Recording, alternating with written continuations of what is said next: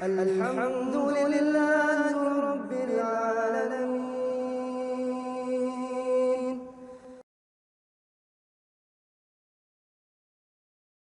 Yang keluar, bau yang tidak sedap itu yang disebabkan karena kosongnya perut. Ini adalah atharu ibadatin. Ini adalah hasil dari peribadatan. Dan menghilangkan sesuatu yang bekas dari peribadatan itu hukumnya makruh. Menghilangkan bekas dari suatu peribadatan itu hukumnya makruh. Sebagai contoh, ini pernah kita bahas ketika seorang berwudu, kemudian menyisakan air di anggota tubuhnya, maka di dalam mazhab makruh dia apa? Mengeringkan air yang ada pada tangannya atau pada kakinya atau ada pada wajahnya, karena itu menghilangkan atharu ibadatin, ya, efek atau bekas daripada peribadatan, ya, bekas daripada peribadatan. Bahkan terkadang menghilangkan bekas dari peribadatan itu haram kalau berkaitan bekasnya orang lain. Seperti contoh orang yang gugur dalam medan perang, dia syahid, maka diharamkan bagi yang hidup memandikan jenazahnya, haram.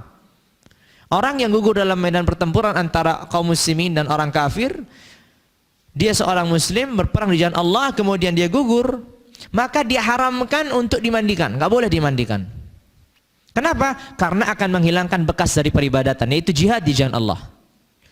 Kenapa di sini haram? Karena di sini kita menghilangkan bekas peribadatannya orang lain, bukan hak kita. Kalau tadi kita bersiwakan, hak kita menghilangkan atau tidak, maka hukumnya menjadi makruh. Tsumma qala, berarti syaratnya makruh atau dimakruhkan itu setelah tergelincirnya matahari. Tapi sebelum tergelincir matahari maka tidak dimakruhkan. Sebelum tergelincirnya matahari maka tidak dimakruhkan menghilangkan apa? Aroma atau bau yang tidak sedap dari seorang yang berpuasa. Qala wa yustahabbu fi Ramadan atau tawsi'atu 'ala al-'iyal. Dianjurkan pada bulan Ramadan itu memberikan kelonggaran, maksudnya memberikan hadiah, memberikan manfaat bagi orang-orang yang dinafkahinya, memberikan kelonggaran. Makanya ini mungkin masih sangat ketara sekali, ada hal-hal yang tidak kita dapatkan kecuali di bulan Ramadan. Dan ini juga apa? Dianjurkan bagi seorang ayah misalkan untuk memberikan kelonggaran untuk keluarganya ketika bulan Ramadan, dari mungkin makanan dan seterusnya ketika di bulan Ramadan. Qala wal ihsanu ilal arhami wal jiran, dianjurkan pula untuk berbuat baik kepada keluarga dan kepada tetangga, karena bulan Ramadan adalah bulan yang mulia, sebaik-baik bulan di mana seseorang itu beramal di dalamnya.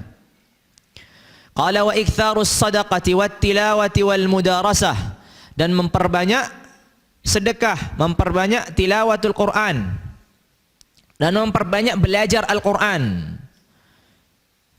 Beda antara tilawah, kita mentilawah sendiri, mudarasah berarti dia belajar, menyimak yang lain, dia disimak oleh yang lain dan seterusnya. Ini dianjurkan ketika seseorang dalam keadaan di bulan Ramadan, dalam keadaan puasa. Qala wal i'tikaf, begitu juga dianjurkan beriktikaf sekalipun bukan di bulan Ramadan. I'tikaf itu tidak harus di bulan Ramadan, tapi dianjurkan seseorang yang ingin beriktikaf dalam kondisi berpuasa.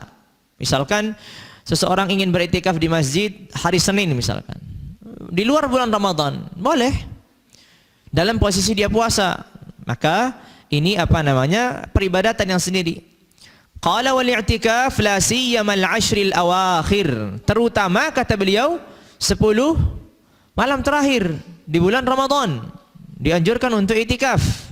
10 malam terakhir di bulan Ramadan dianjurkan untuk i'tikaf. Dan i'tikaf itu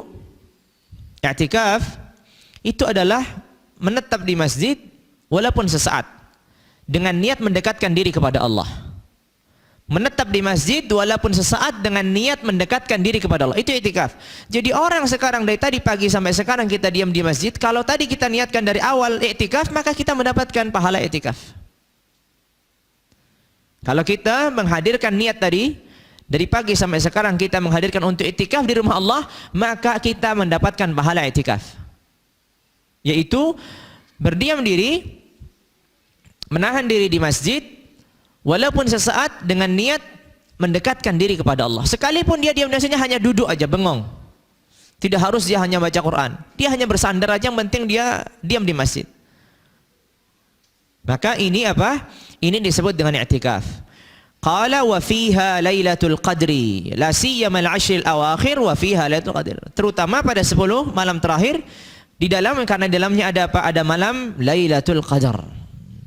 Namanya malam Lailatul Qadar. Dan Lailatul Qadar di dalam mazhab Syafi'iyah rahimahumullah itu adalah satu malam yang tidak berpindah-pindah. Adalah satu malam yang tidak berpindah-pindah.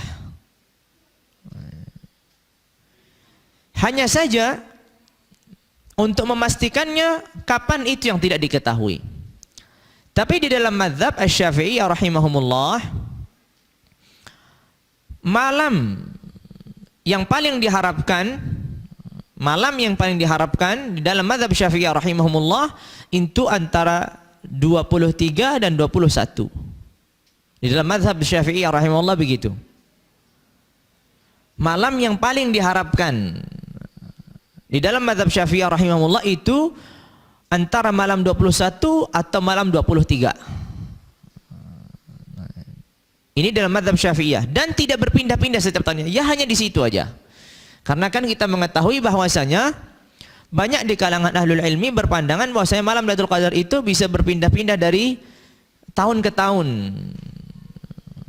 Dari tahun ke tahun. Dan ada juga sebagian lebih condong menguatkan apa yang malam 27. Yaitu pendapat sebagian ulama begitu. Tapi dalam mazhab Syafi'iyah rahimahumullah, malam yang paling diharapkan adalah 21 ataupun 23. Ya, malam 21 ataupun 23. Kemudian wa yaqulu fiha, dan dianjurkan ketika menemui malam itu, Allahumma innaka afuwun tuhibbul afwa fa'fu anni. Ini doanya yang dianjurkan ketika seorang menemui malam Lailatul Qadar. Allahumma innaka afuwun tuhibbul afwa fa'fu anni. Kemudian dianjurkan qala wa yaktumuha. Dianjurkan bagi seseorang yang sudah menemukan malam Lailatul Qadar, dianjurkan untuk dia menyembunyikannya, tidak mengumbarnya. Menyembunyikannya. Dianjurkan bagi seseorang yang menemui malam Lailatul Qadar tidak perlu banyak cerita. Misalkan dia merasakan kelihatannya tadi malam Lailatul Qadar, cukup diam aja. Qala wa yuhyiha wa yuhyi yaumaha kalailatiha. Dan dianjurkan untuk menghidupkan malamnya dan menghidupkan siangnya. Jadi malamnya dihidupkan, keesokannya juga dihidupkan. Misalkan kalau nanti malam 23 misalkan, dan sangat berharap 23 itu Lailatul Qadar, maka yang dihidupkan malamnya dan pagi harinya ketika 23. Bukan hanya sebatas malamnya saja. Tsumma qala rahimahullah wa yahrumul wisalu fis shaum. Dan diharamkan berpuasa yang berkelanjutan. Maksudnya berpuasa yang kelanjutan adalah ia berpuasa 2 hari, 3 hari. Maksudnya dia tidak berbuka di antara hari-hari ini, langsung nyambung sekaligus 2 hari. Ya. Sedangkan puasa selama 1 tahun selain 5 hari itu dalam mazhab Syafi'iyah diperbolehkan. Setiap hari dia puasa, tapi tetap berbuka ketika maghrib. Tidak masalah di dalam mazhab, diperbolehkan. Yang diharamkan adalah seseorang menyambung. Jadi hari ini puasa tidak buka kecuali 2 hari selanjutnya. Jadi malamnya juga tetap puasa. Nah, ini yang diharamkan. Wa yahrumul wisalu fis shaum. Jadi puasa yang berkelanjutan tanpa ada di selanya buka di 2 hari atau 3 hari itu.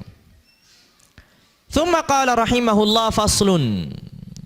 Ini sekarang malu membahas tentang kafarat. Membayar kafarah. Ya. Apa saja? Qala wa tajibul kafaratu. Diwajibkan kafarah itu ala man afsada shauma yaumin min Ramadan bil jima'. Qala walau fi duburin aw bahimatin. Kata beliau diwajibkan menunaikan kafarah bagi siapa? Bagi seseorang yang merusak puasanya, pada hari Ramadan, pada hari di bulan Ramadan dengan bersetubuh. Diwajibkan menunaikan kafarah bagi seseorang yang merusak puasanya di siang hari pada bulan Ramadan dengan bersetubuh. Perhatikan baik-baik quyud atau ikatan-ikatannya. Kata beliau, walau fi duburin, walaupun bersetubuhnya itu di dubur, au fi bahimatin, atau dengan hewan. Jadi semuanya ini merusak puasanya. Tapi kalau seandainya sebelum dia melakukan bersetubuh dia minum dulu atau makan dulu tanpa ada alasan, kemudian dia bersetubuh, apakah di sini dia terkena kafarah? Jawabannya tidak terkena kafarah. Kenapa? Karena dia tidak merusak puasanya dengan bersetubuh, tapi merusak puasanya dengan minum atau makan tadi. Jadi kalau mau akal-akalan begitu, agar tidak dapat kafarah gitu. Tapi itu ngakali Allah ya, urusannya nanti sama Allah gitu. Jadi memang secara ketentuan hukum tidak ada kafarah bagi orang yang merusak puasanya selain bersetubuh, kemudian selanjutnya dia setelah rusak dia bersetubuh, itu enggak ada. Dan kafarah ini berlaku untuk 1 hari. Jadi kalau di hari kedua dia merusak lagi, berarti 2 kafarah, 3 berarti 3 kafarah, terus berulang begitu. Tapi kalau sudah sekali bersetubuh di hari yang sama, sebelum terbenamnya matahari, melakukan lagi, tetap berlaku 1 kafarah, karena memang sudah rusak. Maka sehingga demikian, watajibul kafaratu ala man afsada shauma yaumin min Ramadan bil jima'. Sehingga kalau seandainya itu di hari di luar Ramadan, misalkan dia puasa nazar, kemudian dia bersetubuh, apakah ada kafarah? Jawabannya tidak ada. Dia puasa qadha, mengganti puasa Ramadan, kemudian ketika mengganti dia melakukan demikian, maka juga tidak ada kafarah. Khusus pada siang hari di bulan Ramadan. Dan yang merusak dengan bersetubuh. Bagaimana kalau orang musafir? Orang musafir dia berbuka langsung dengan bersetubuh, dia tidak merusak. Karena memang diperbolehkan baginya berbuka. Bagaimana orang yang sakit? Yang memang memiliki keringanan rukhsah untuk berbuka, juga tidak apa? Tidak mendapat kafarah. Kau masih mikir-mikir ke sana? Taib. Qala la 'alal mar'ah.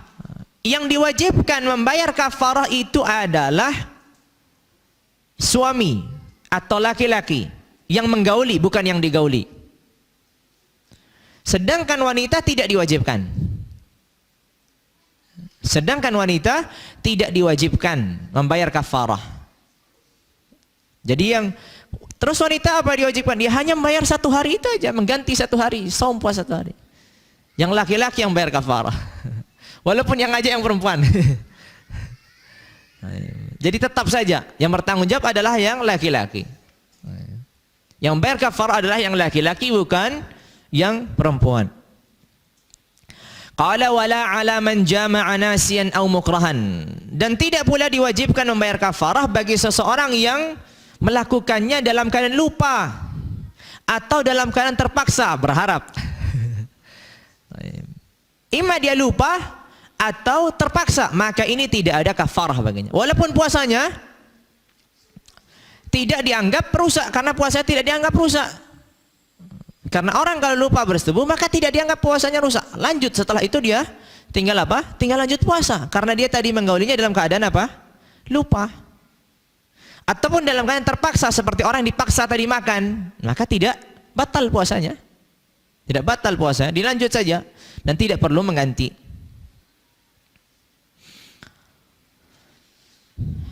Thumma qala rahimahullah,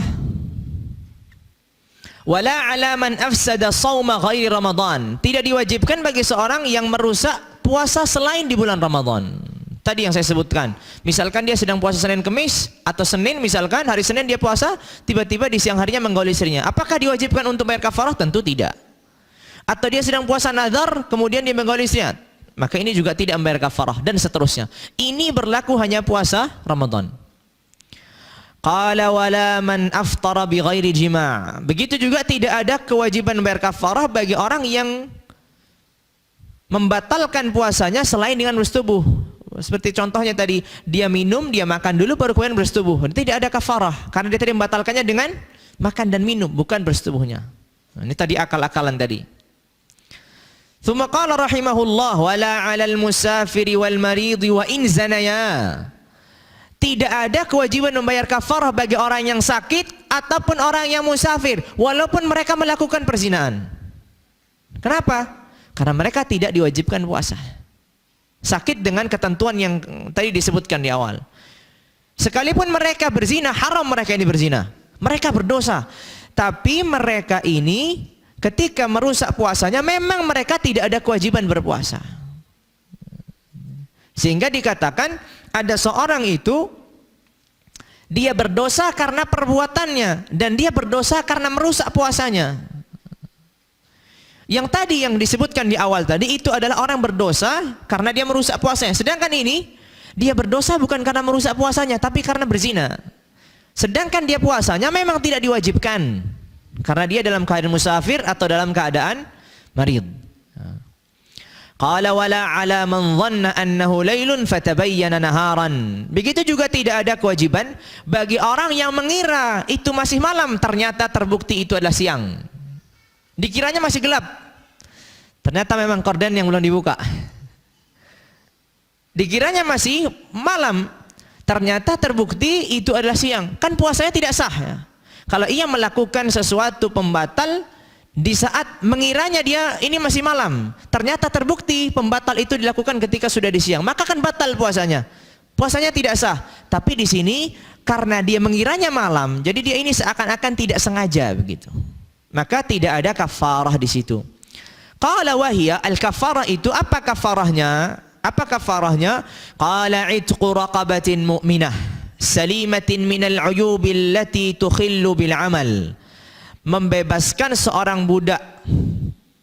Syaratnya seorang budak, laki-laki ataupun wanita. Tapi syaratnya mukminah, seorang budak yang beriman. Jadi kalau dia membebaskan seorang budak yang kafir, ahli kitab atau musyrik atau majus, maka tidak sah. Harus seorang budak yang mukminah.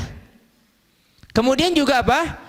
Al-salimatin minal uyubil lati tukhillu bil amal. Seorang budak yang tidak cacat. Tidak cacat mental, tidak cacat anggota tubuhnya.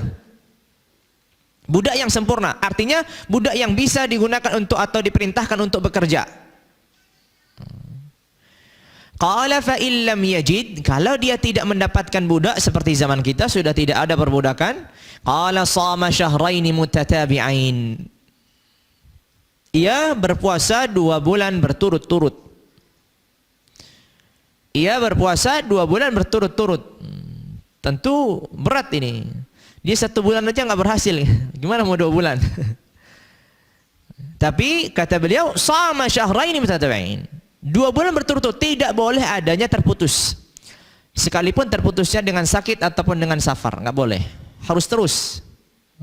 Sekali dia terputus berarti ngulangin dari awal. Qala fa illam yaqdir. Fa illam yaqdir at'ama 60 miskinan kulla wahidin muddan. Kalau dia tidak mampu, maka dia memberi makan kepada 60 fakir ataupun miskin. Setiap fakir diberikan 1 mud.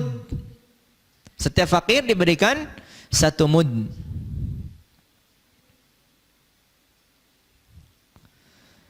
Tsumma qala rahimahullah wa tasqutul kaffaratu bi turuwil jununi wal mauti fi athna'in nahar. Ini penting. Dan kafarah itu tidak lagi menjadi tanggungan dan kewajibannya ketika ia mendapati siang itu setelah melakukan hal yang terlarang tadi, dia mendapati siang itu dalam keadaan gila. Misalkan jadi dia menggauli istrinya jam 9 pagi, kan batal ya puasanya. Tiba-tiba jam 12 dia gila. Maka dia jam 1 waras, dia tidak ada lagi kewajiban untuk bayar kafarah. Kenapa? Karena dikatakan, andai kata dia tadi tidak melakukan bersetubuh tadi, dia gila pun, dia puasanya ini sudah tidak dianggap. Jadi tidak ada kewajiban untuk puasa pada hari itu. Kenapa? Karena gila. Seakan-akan dia tidak wajib puasa pada hari itu. Jadi kalau dia melakukan kesalahan pada waktu hari itu, maka seakan-akan tidak dihitung sebagai orang melakukan kesalahan. Jadi ini menyelamatkan begitu. Jadi andai kata seseorang menggauli istrinya misalkan jam 10 atau jam 9, kemudian dia gila jam 12, kemudian waras jam 1, maka dia tidak lagi membayar kafarah. Ya. Maka dia tidak lagi membayar kafarah.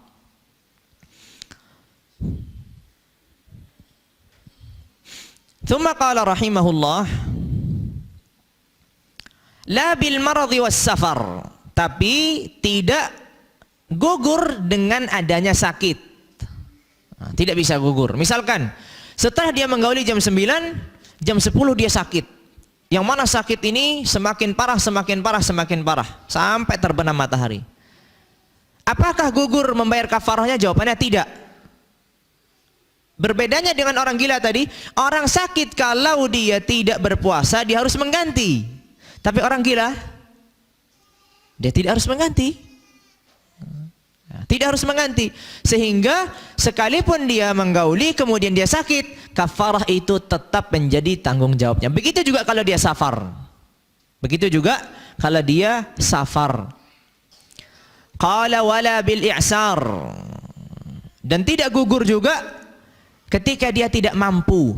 Misalkan dia tidak mampu membebaskan budak, dia tidak mampu puasa, dia tidak punya harta untuk membayar it'am tadi, memberikan makan.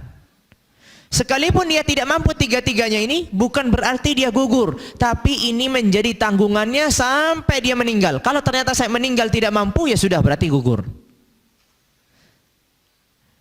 Jadi ketika misalkan setelah Ramadan dia berusaha untuk mencari budak tidak ketemu, dia tidak mampu puasa 2 bulan berturut-turut, kemudian dia mencari harta untuk memberikan it'am 60 pada fakir miskin juga tidak dapat.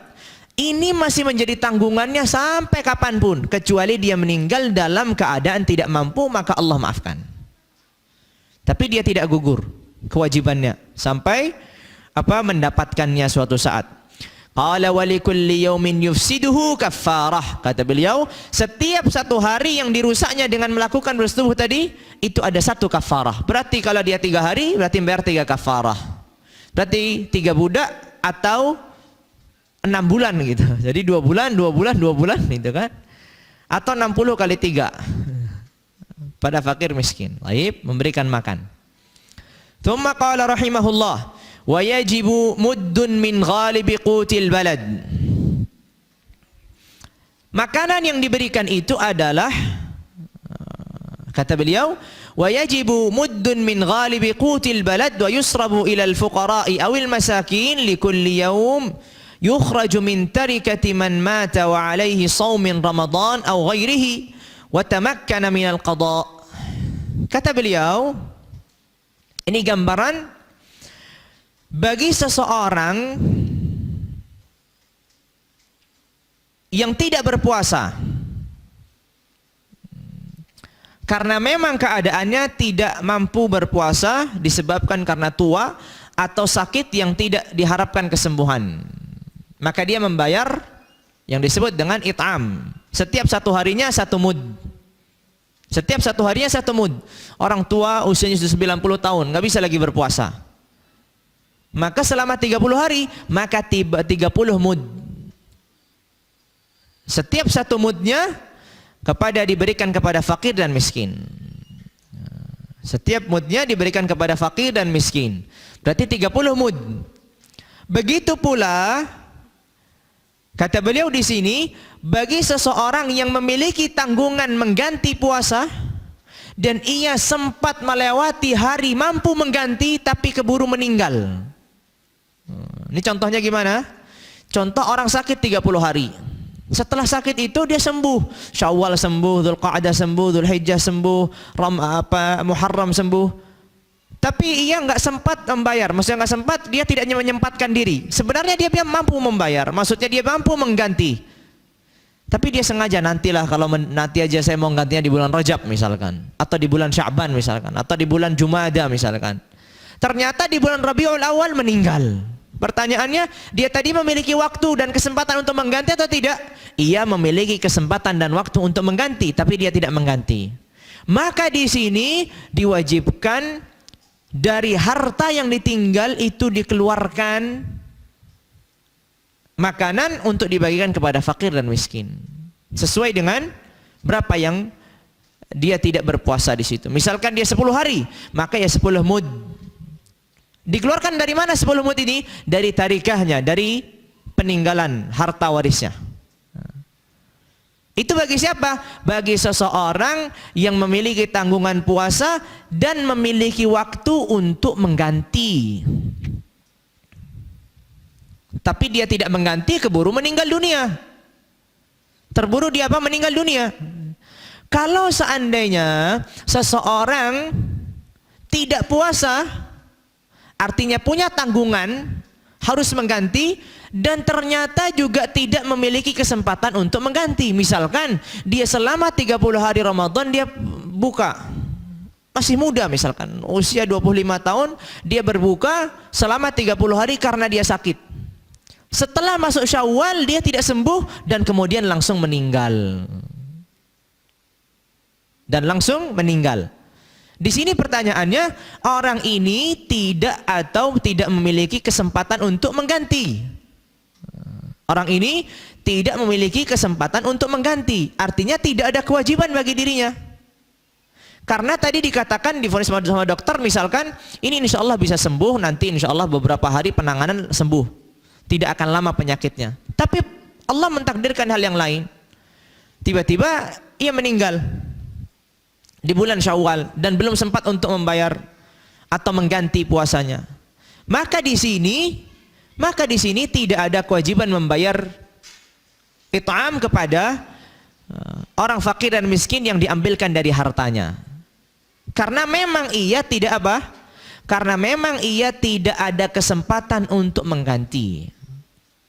Berbeda kalau memang orang yang kewajibannya menggantinya dengan it'am, misalkan orang yang tua tadi, sampai meninggal belum sempat memberikan kepada fakir dan miskin, maka di sini tetap harus memberikan. Setelah meninggal pun tetap harus diberikan oleh keluarganya.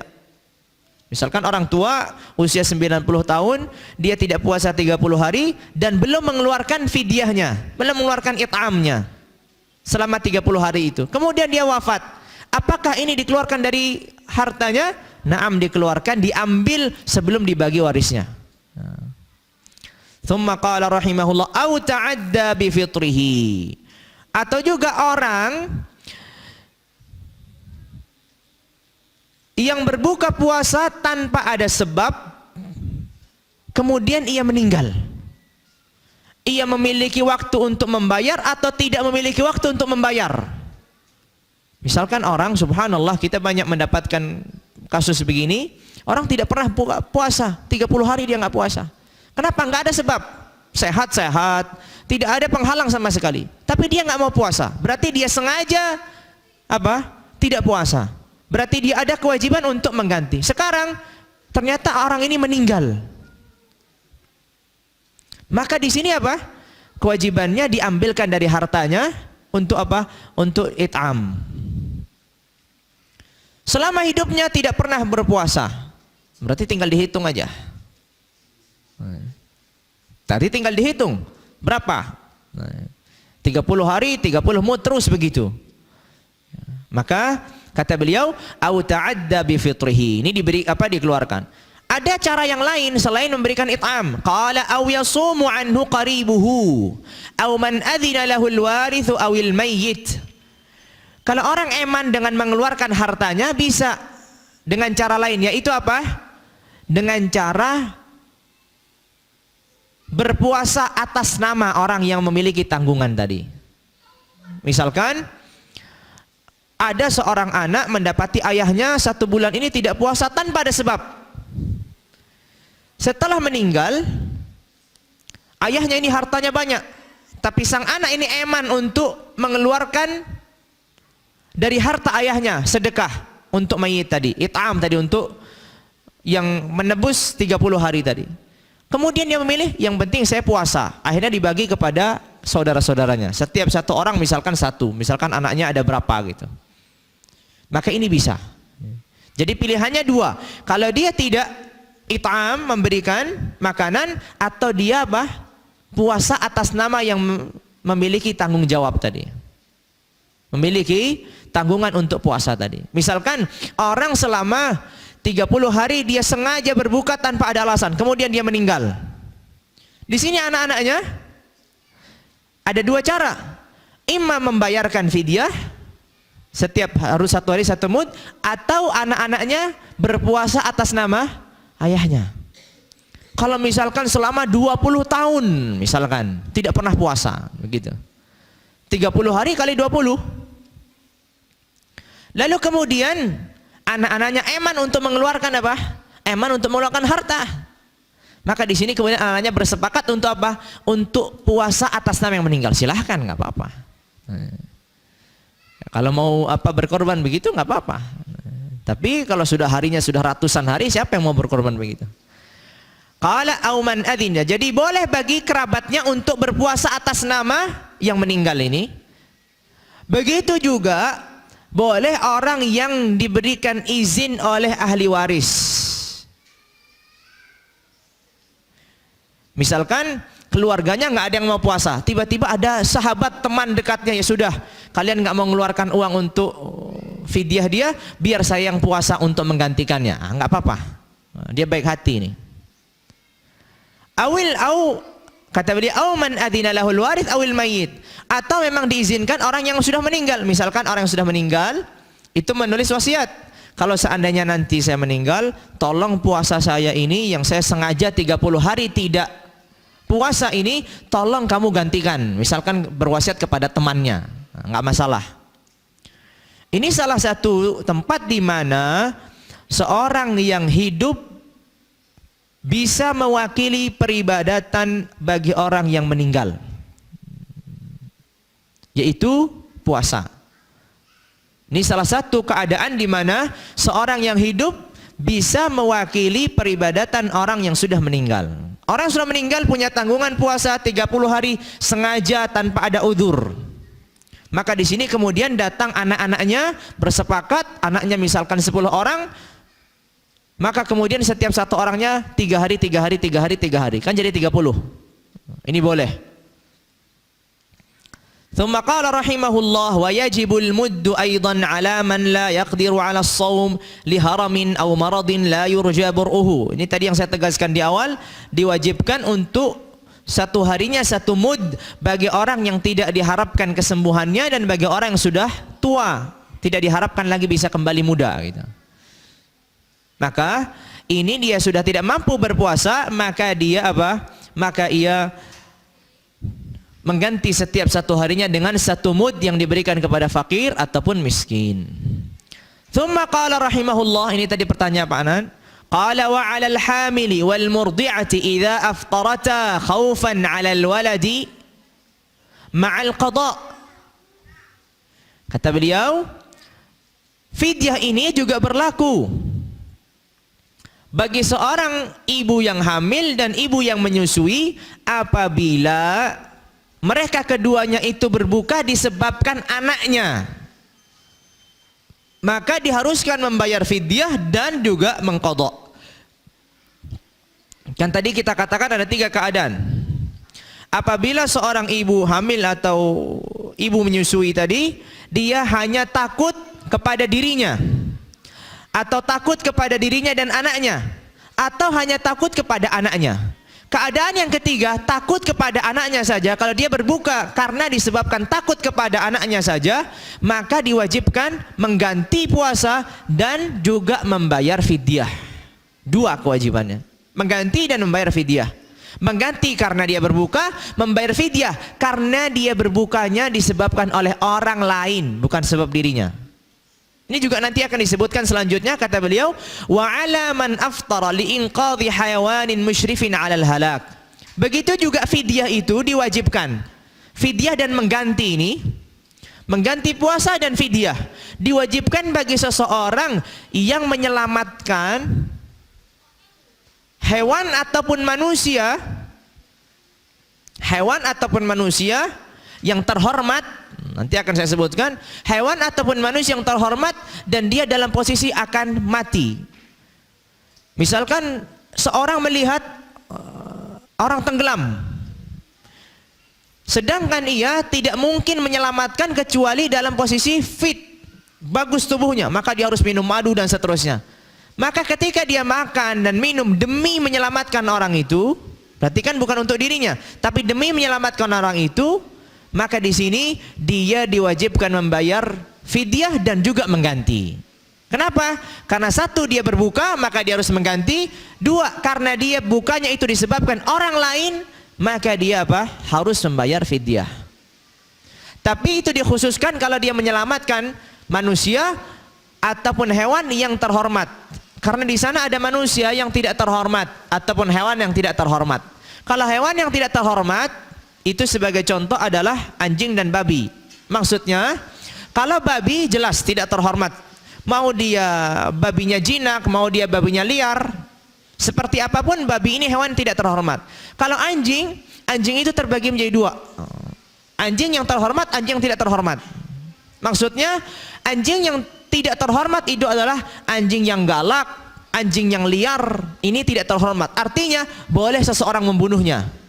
Tapi kalau anjing yang jinak atau anjing yang menjaga rumah dan seterusnya, ini tidak boleh bagi seorang membunuhnya.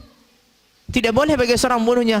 Sehingga kalau seseorang menyelamatkan anjing yang dalam posisi begini, maka kemudian dia berbuka, dia boleh berbuka, tapi catatannya dia harus mengganti puasa dan ia harus juga apa? Membayar fidyah. Kemudian seorang manusia yang terhormat juga ada juga manusia yang tidak terhormat. Sebagai contoh, seorang murtad, dia menyelamatkan orang yang murtad. Di sini nggak usah diselamatkan, karena kematiannya itu sudah bagian dari ketentuan syariat. Orang yang murtad itu kan hukumnya dibunuh. Jadi kalau dia tenggelam, biarkan dia tenggelam. Memang sudah ketentuannya begitu. Kecuali dia, tolong saya mau tobat, nah, nanti beda ceritanya. Kecuali dia, kamu tobat nggak? Nggak tobat, saya tolong. Nggak tobat, biarin dia mati. Nah, itu mungkin berbeda lagi ceritanya nanti. Maka sehingga manusia yang dalam keadaan demikian kita tidak perlu apa? Bantu dia. Nggak perlu, biarkan aja. Tapi ketika itu orang yang terhormat, maksudnya darahnya itu terjaga, tidak ada sebab yang membuat darahnya itu dihalalkan oleh syariat. Imma dia karena murtad atau dia karena berzina dan keadaannya sudah muhsan, artinya sudah pernah menikah dan menggauli istrinya dengan sah, kemudian dia melakukan zina setelahnya, sebagai contoh. Dan seterusnya, maka di sini ketika dia berbuka untuk menyelamatkan hal yang demikian, maka dia harus mengganti dan harus membayar fidyah. Tsumma qala rahimahullah wa 'ala man akhkhara al-qada'a ila Ramadan akhar bighairi 'udhrin. Ini penting sekali. Ini penting sekali, yaitu bocor mana? Yaitu apabila seseorang memiliki hutang.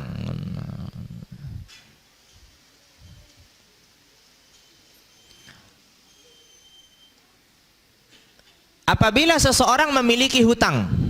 Jadi misalkan nih saya, andai kata Ramadan tahun lalu 1440. Tahun lalu saya punya hutang 10 hari. Saya punya kesempatan untuk mengganti, tapi saya sengaja mengakhirkan sampai datang Ramadan 1441. Akhirnya saya mengganti pada bulan Syawal 1441. Berarti saya ini telah mengganti Ramadan pada tahun 1440 sampai datangnya Ramadan yang berikutnya. Tanpa ada uzur, karena saya bisa mengganti tanpa ada uzur. Maka di sini ketika saya mengganti di Syawal, bebannya dua. Satu mengganti puasa, yang satu membayar fidyah. Ini penting, sering orang lupa ini. Jadi kalau dia mengganti puasa tanpa adanya uzur sampai datangnya Ramadan yang berikutnya, kewajibannya dua, membayar fidyah dan mengganti. Tidak cukup hanya mengganti aja. Jadi misalkan saya punya hutang 5 hari. Di bulan Syawal saya bisa menyaur, tapi saya malas. Di bulan Dzulqa'dah juga bisa, malas. Terus begitu sampai datangnya Ramadan, saya belum menyaur hutang Ramadan yang kemarin. Ketika datangnya Syawal pada tahun berikutnya, saya akan menyaur. Sekarang saya mengganti 5 hari puasa dan 5 kali fidyah. Satu harinya 1 mud. 1 hari 1 mud. Taib. Bagaimana kalau dia mengakhirkan ke Ramadan yang berikutnya? Berarti berlipat. Tadi 5 fidyah, berikutnya berarti menjadi 10. Saya akhirkan lagi sampai Ramadan berikutnya, berarti berlipat lagi menjadi 15. Itu semua apabila tidak ada uzur. Tapi kalau dia ada uzur, misalkan saya bolong 5 hari, tidak puasa 5 hari di bulan Ramadan, kemudian Syawal saya berlanjut sakit sampai Ramadan berikutnya, pas Ramadan sembuh. Sudah nggak ada waktu mengganti. Syawal saya sembuh. Pertanyaannya, berapa harus saya membayar? Nggak ada membayar fidyah, hanya cukup mengganti 5 hari tadi. Karena memang tidak ada kesempatan untuk mengganti di tahun sebelumnya. Tapi kalau ada kesempatan, tidak ada uzur, sampai diakhirkan bertemu dengan Ramadan yang berikutnya, selain dia mengganti puasa, dia harus membayar fidyah. Dia harus membayar fidyah. Ini penting sekali, terkadang orang terlewatkan. Terkadang orang terlewatkan, apalagi yang biasa hutang puasa. Ya, apalagi yang hutang puasa. Selama catatannya, selama memang dia memiliki waktu untuk mengganti, tidak ada uzur. Misalkan seorang wanita tadi. Seorang wanita tahun pertamanya dia hamil. Tahun keduanya menyusui, tahun keduanya menyusui. Tahun yang keempat dia istirahat. Berarti anaknya kan sudah besar, tidak ada tanggungan, tidak ada hamil, tidak ada menyusui. Berarti dia mampu mengganti 3 bulan. Berarti dia mampu 3 bulan. Kalau tiba-tiba di tahun kedua ini diakhirkan sampai datang Ramadan lagi belum diganti, maka 3 bulan ini berarti dikalikan 3 bulan. Kalau setiap 1 bulannya 30 hari, kalikan 3, berarti menjadi berapa? 90 hari dia puasa dan 90 mud. Karena dia mengakhirkan kepada Ramadan berikutnya tanpa adanya uzur. Ini sebagai contoh. Makanya itu di dalam mazhab seperti itu. Memang ada mazhab yang lain yang mengatakan bahwasanya wanita cukup fidyah aja. Tapi perlu digarisbawahi bahwasanya pendapat sebagian yang berpandangan demikian itu pendapat yang ada di luar 4 mazhab. Jadi 4 mazhab itu pandangannya kalau enggak dia mengganti atau mengganti dengan membayar fidyah, tapi tidak ada pandangannya yang dia hanya membayar fidyah saja cukup. Tapi memang ada sebagian ulama karena berdalil dengan dalilnya atau perucapan Ibnu Abbas radhiyallahu taala anhu ardah, cukup bagi seorang wanita hamil ataupun menyusui dengan bayar fidyah. Sehingga berdalil dengan itu, sehingga apa? Sehingga ini tentu lebih meringankan bagi seorang wanita, tentu lebih meringankan. Tapi dalam beragama terkadang kita bukan hanya sebatas mencari yang ringan, terkadang kita juga mencari sesuatu yang lebih hati-hati untuk beragama kita. Jadi sehingga di dalam 4 mazhab tidak ada yang berpendapat bahwasanya cukup bagi seorang wanita hamil dan menyusui itu membayar fidyah, nggak ada. Kalau nggak mereka berpendapat satu cukup qadha saja dengan berapapun keadaan, atau dengan rincian dengan yang dirincikan tadi sesuai dalam mazhab Syafi'iyah, atau menggabungkan antara qadha dan fidyah, begitu. Tapi kalau hanya fidyah saja tidak ada di dalam 4 mazhab. Wallahu a'lam bishawab. Tsumma qala rahimahullah. Sampai di sini adakah pertanyaan? Adakah pertanyaan? Kalau tidak ada kita lanjut. Biar selesai ini. Insyaallah tinggal sedikit lagi. Qala rahimahullah faslun. Selanjutnya membahas tentang puasa-puasa sunnah. Qala shaumut tatawwu'i sunnatun wa huwa 3 aqsam. Beliau membagi puasa-puasa sunnah itu terbagi menjadi 3. Al-awwal ma yatakarraru bi takarruris sinin. Puasa sunnah yang terulang dengan berulangnya tahun. Itu bagian yang pertama.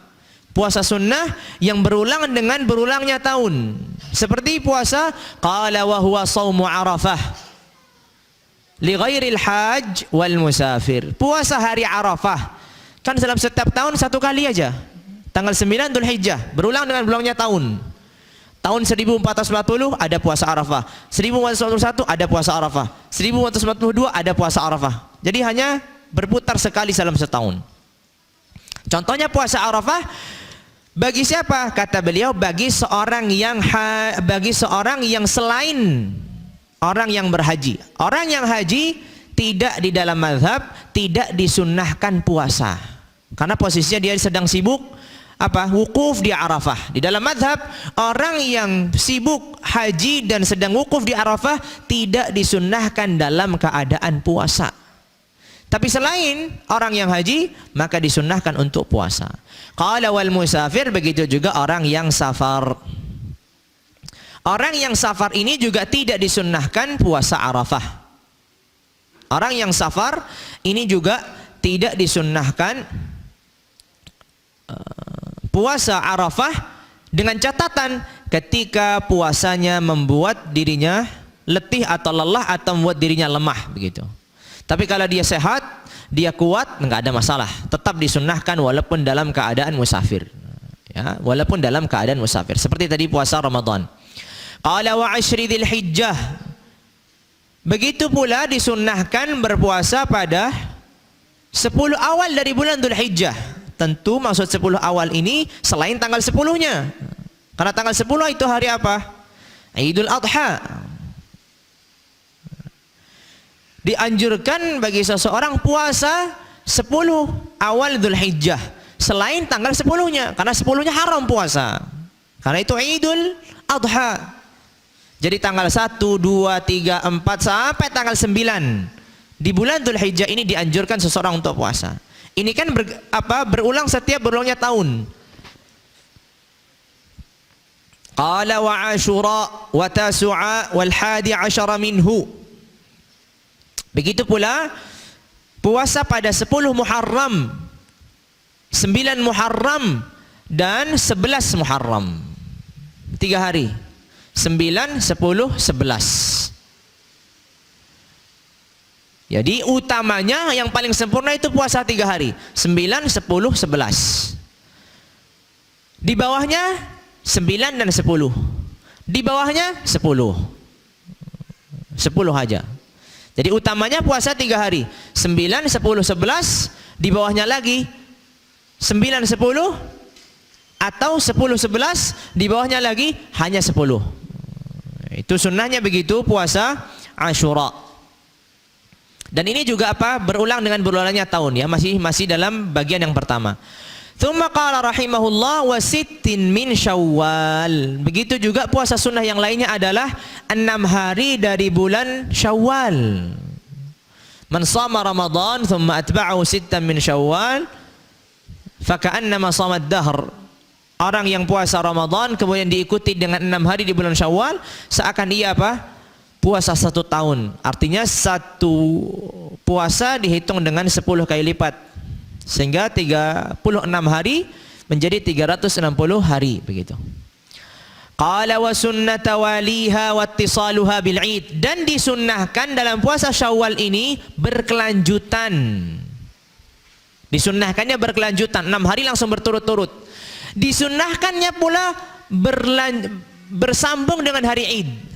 Maksudnya bersambung dengan hari Id, 1 hari Id, hari keduanya langsung puasa.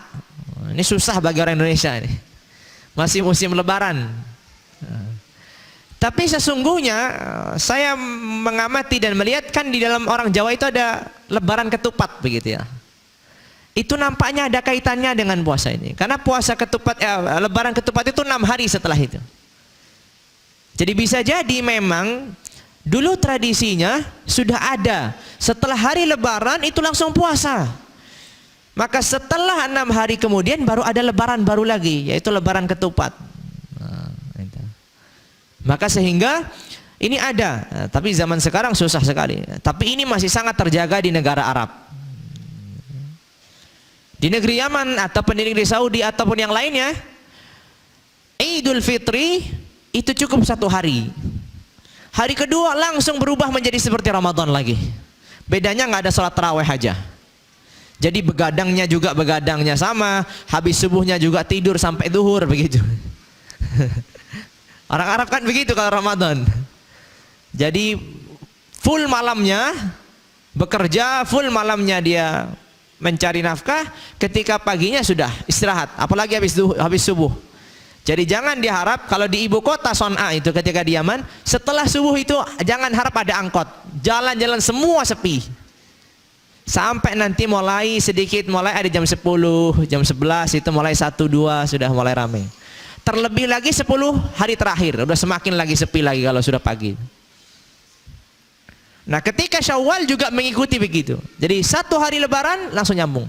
Karena memang lebaran besar itu adalah Idul Adha. Idul Adha itu lebaran besarnya. Maka Allah Azza wa Jalla menyebutnya Yaumul Hajjil Akbar. Idul Adha itu lebaran besarnya. Tapi kita ini lebaran besarnya Idul Fitri. Itu mungkin karena berkaitan libur panjangnya anak sekolah, libur panjangnya orang bekerja, seterusnya. Jadi mau nggak mau akhirnya lebaran besarnya adalah Idul Fitri gitu. Kelihatannya nggak tahu, ini perlu dicari tahu zaman kakek-kakek dulu lebaran besarnya itu Idul Adha atau Idul Fitri gitu. Karena kalau kita menurut tadi ada lebaran ketupat berarti menunjukkan memang istimewanya Idul Adha gitu. Tapi nggak tahu juga. Karena kalau Idul Adha di orang-orang Arab itu kenapa dia menjadi besar dan istimewa? Karena di situ menyembelih, setiap rumah sudah menyembelih masing-masing. Setiap rumah menyembelih masing-masing. Jadi di sana hampir tidak ada menyembelih di masjid itu ada. Di sini karena susah, jadinya yang sedikitnya di masjid akhirnya dibagi rata begitu. Kalau di sana tidak diperlukan menyembelih di masjid. Karena setiap rumah menyembelih masing-masing. Saya hampir nggak mengenal ada penyembelihan rame-rame di masjid gitu. Setiap rumah menyembelih masing-masing, dimakan untuk keluarga, sisanya disedekahkan, begitu aja. Jadi semuanya sudah mandiri masing-masing. Dan rata-rata menyembelihnya kan di sana adalah kambing. Karena di sana sapi jarang. Kambing. Kecuali mungkin seperti di pondok atau di markas besar, nah ini baru ada penyembelihan memang untuk rame-rame. Karena itu memang santri dan seterusnya memang ada. Tapi kalau rumah-rumah pribadi di ibu kota misalkan nggak ada penyembelihan di masjid itu. Setiap masing-masing menyembelih gitu. Alhamdulillah, jadi masih ada kebaikan. Kemudian qala rahimahullah wa ma yatakarraru bi takarrurish syuhur. Tadi kan macam puasa yang pertama adalah puasa yang berulang dengan berulangnya tahun. Sekarang adalah puasa yang berulang dengan berulangnya bulan. Setiap bulan, bukan setiap tahun. Puasa Arafah setiap tahun. Puasa Asyura setiap tahun. Sekarang ada puasa yang terulang setiap bulan. Apa itu? Qala wa hiya ayyamul bid. Puasa putih. Puasa putih itu adalah puasa 3 hari dalam sebulan. Puasa 3 hari dalam sebulan. Dan utamanya dia puasa tanggal 13, 14, 15. Itu disebut dengan ayyamul bid. Puasa putih 13, 14, 15. Itu utamanya. Tapi kalaupun tidak bisa di tanggal 13, 14, 15, maka yang penting dia puasa 3 hari di setiap bulan. Mau di awalnya, mau di akhirnya, mau di pertengahannya. Jadi yang penting 3 hari dalam setiap bulan, terus berulang. Bulan Muharram puasa 3 hari, bulan Safar puasa 3 hari, terus setiap bulan terulang. Tsumma qala rahimahullah wa hiya ats-tsalits 'ashar wal rabi' 'ashar wal khamis 'ashar min kulli syahr. 13, 14, 15 dalam setiap bulan. Wal ayyamus sud. Begitu pula selain hari putih, juga di dalam mazhab disebutkan dianjurkan puasa hari hitam. Nah, kenapa disebut hari putih? Hari putih itu disebabkan karena malamnya itu cerah. Dengan apa? Dengan sempurnanya bulan purnama. 13, 14, 15 itu kan pas cerah-cerahnya bulan purnama. Maka puasa di hari yang disebut dengan ayyamus sud itu adalah puasa pada tanggal 28, kemudian 29, kemudian 30 atau 1. Kenapa ini disebut dengan hari atau puasa pada hari yang gelap atau hari yang hitam? Karena di sini bulan tidak nampak. Karena di sini bulan tidak nampak.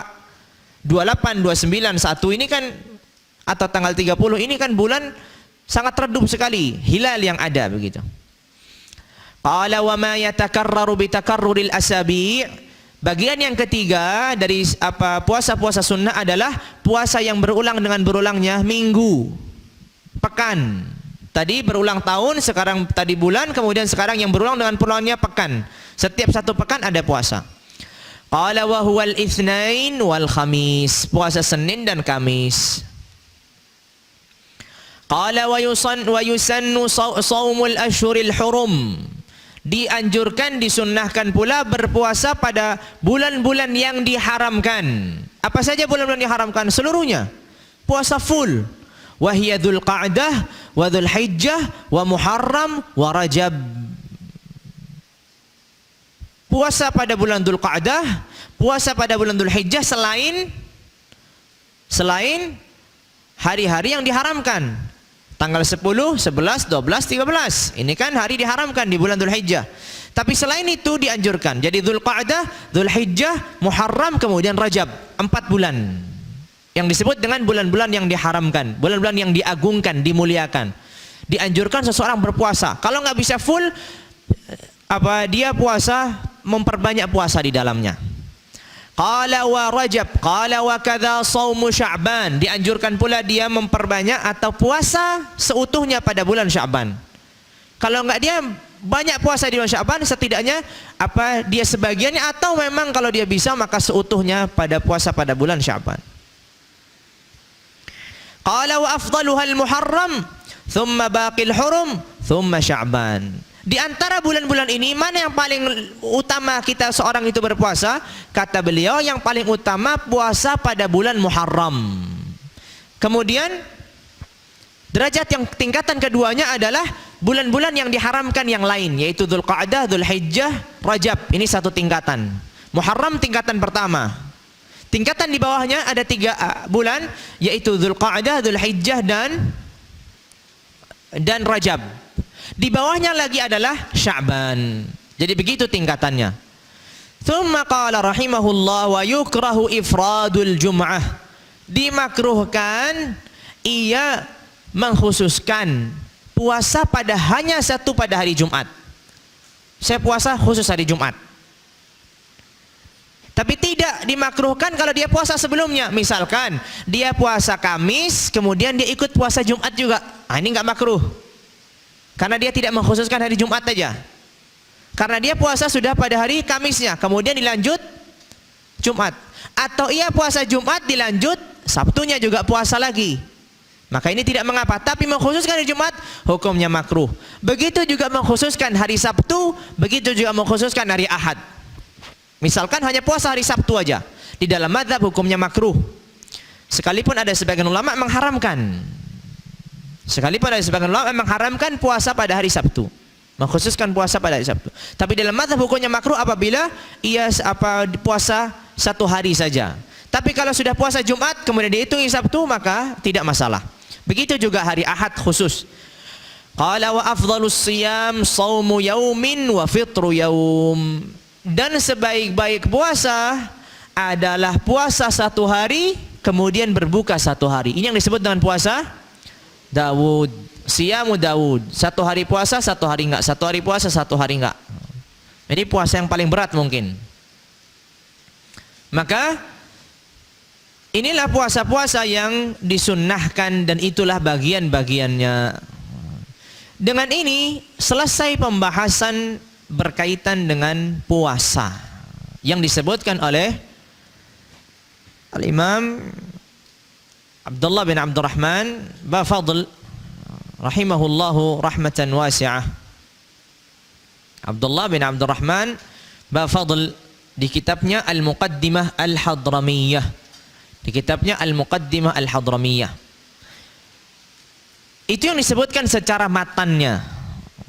Tapi apabila kita ingin lebih dalam secara syarahnya, maka perlu kita membaca masail-masail atau perkara-perkara yang disebutkan secara syarah, tapi itu perlu majlis yang lebih panjang.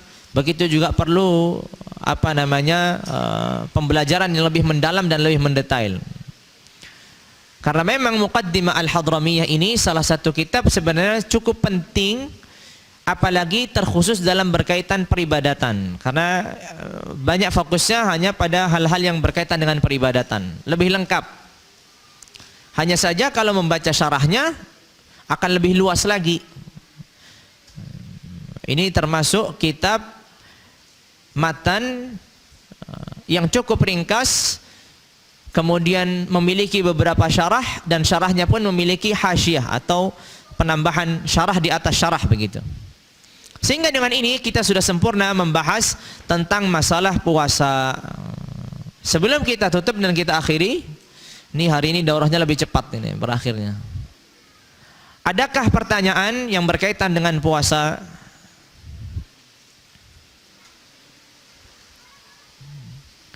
Adakah pertanyaan yang berkaitan dengan pembahasan kita pada pagi hari ini sampai siang, sampai ini menjelang sore? Nah, silahkan.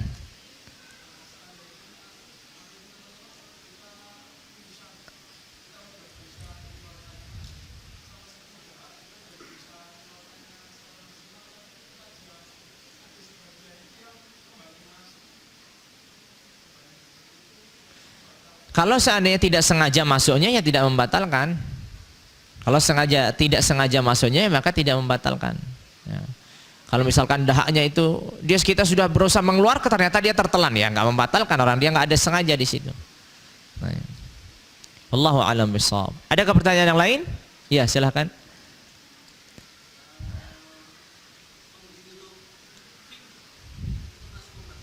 Nah, ya ini bagus. Menghirup fix.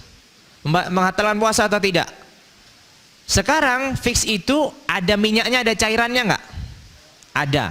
Kalau dia ada cairannya, kemudian bersatu dengan ingusnya, kemudian ingusnya ini dihirupnya, dia akan masuk ke dalam jauf, maka dia membatalkan puasa.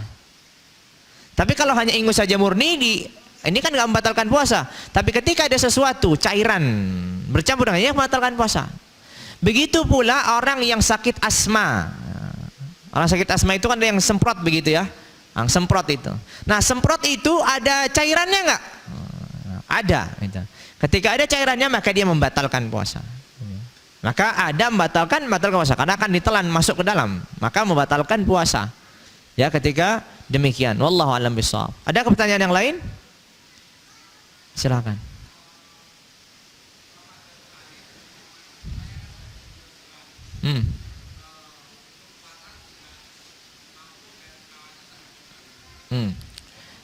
Tidak mampunya karena dirinya memang tidak mampu dan juga khawatir kepada janinnya.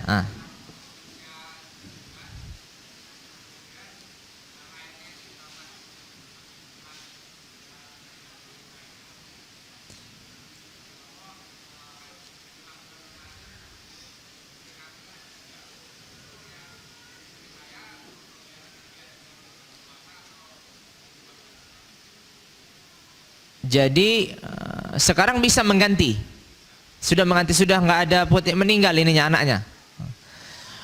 Maka di sini kan sudah kita sebutkan tadi, apabila seorang wanita yang hamil ataupun menyusui, dia berbuka karena takut terhadap dirinya dan takut terhadap janinnya, atau hanya sebatas takut terhadap dirinya, dia berbuka, maka hanya cukup membayar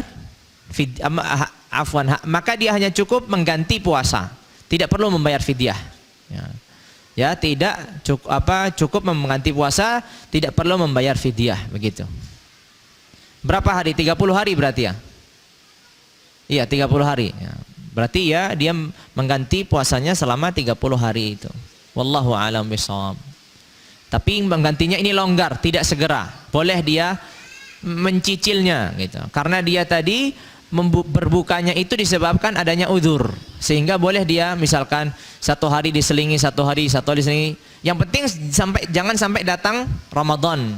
Kecuali kalau sudah mepet, maka harus 30 hari. Misalkan mepet tinggal 1 bulan Syawal, maka semua Syawal Sya'ban misalkan tinggal 1 bulan, maka dia harus puasa di Sya'ban itu. Karena kalau dia mengakhirkan nanti ada fidyah tadi. Karena mengakhirkan nanti ada fidyah. Wallahu a'lam bishawab. Adakah pertanyaan yang lain? Kalau tidak ada, kita cukupkan insyaallah. Hari ini nampaknya cukup cepat selesainya. Baik, dan insyaallah kalau tidak ada pertanyaan, kita cukupkan insyaallah azza wajalla sampai di sini. Baik, apabila tidak ada pertanyaan. Yang baik. Mari kita tutup dengan kafaratul majlis. Subhanakallahumma wa bihamdika asyhadu an la ilaha illa anta astaghfiruka wa atubu ilaik. Wassalamu alaikum warahmatullahi wabarakatuh.